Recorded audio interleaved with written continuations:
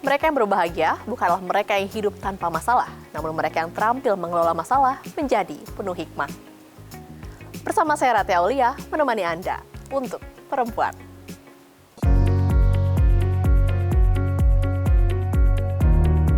Mengingat naluri perempuan adalah selalu ingin tampil memesona, tentu mereka mengandalkan produk makeup untuk riasan wajahnya.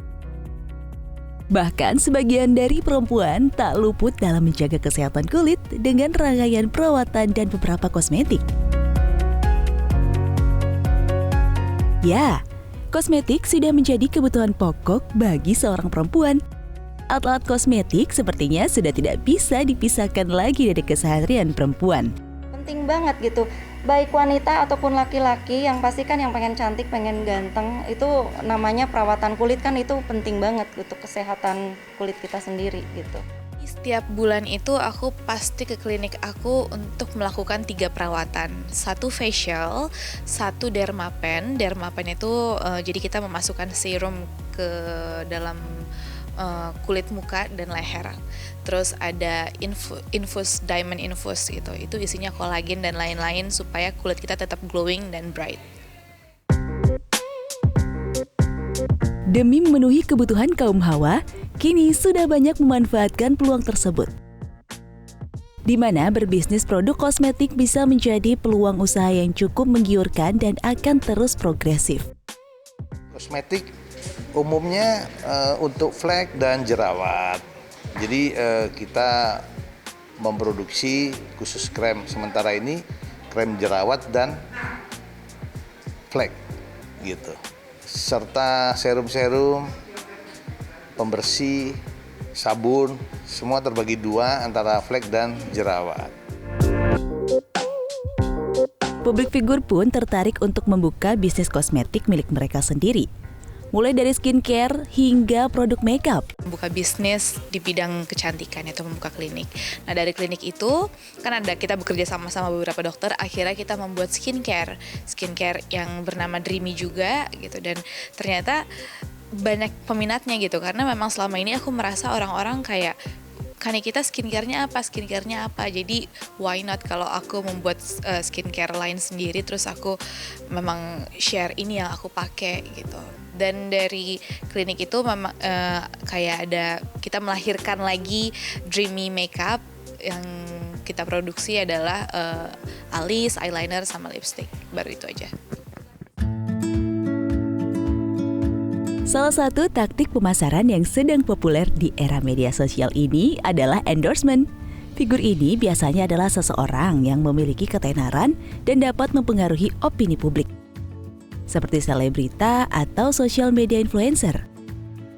Sementara ini kita percayakan ke Mbak Anita Thalia.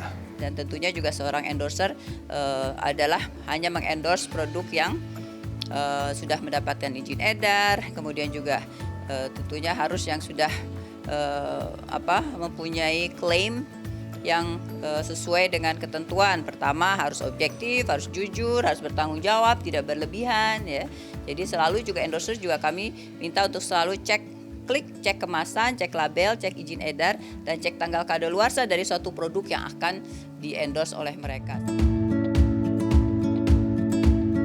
Publik figur boleh saja menjadi brand ambassador produk kosmetik tertentu.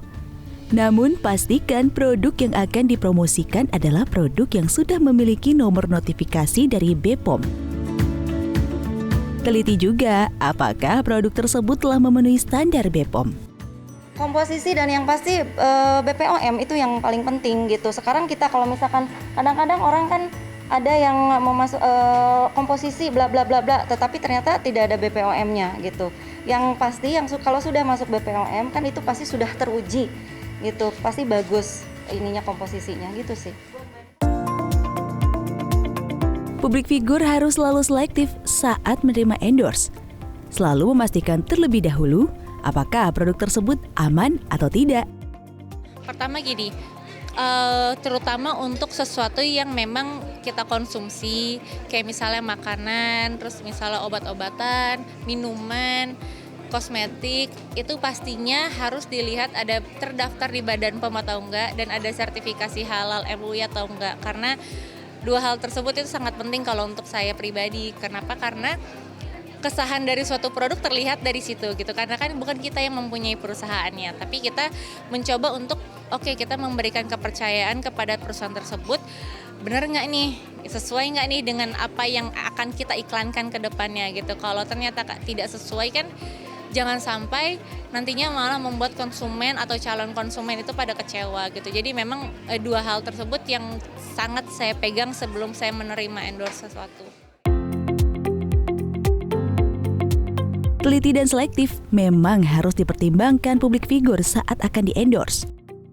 Karena jika tidak, publik figur tersebut bisa dikenai sanksi, baik administratif maupun pidana, jika terbukti mempromosikan produk kosmetik ilegal. Hari ini kegiatan saya berkunjung ke pabrik kosmetik ya. Kita lagi di dalam ruangan sekunder. Ini setelah si krimnya dimasukkan ke dalam ini tempatnya ya. Ini kita lihat, ini lagi pemasangan label.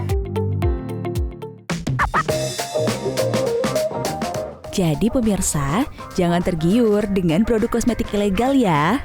Lebih aman lagi, lakukan konsultasi dengan dokter terlebih dulu sebelum menentukan produk kosmetik yang ingin digunakan.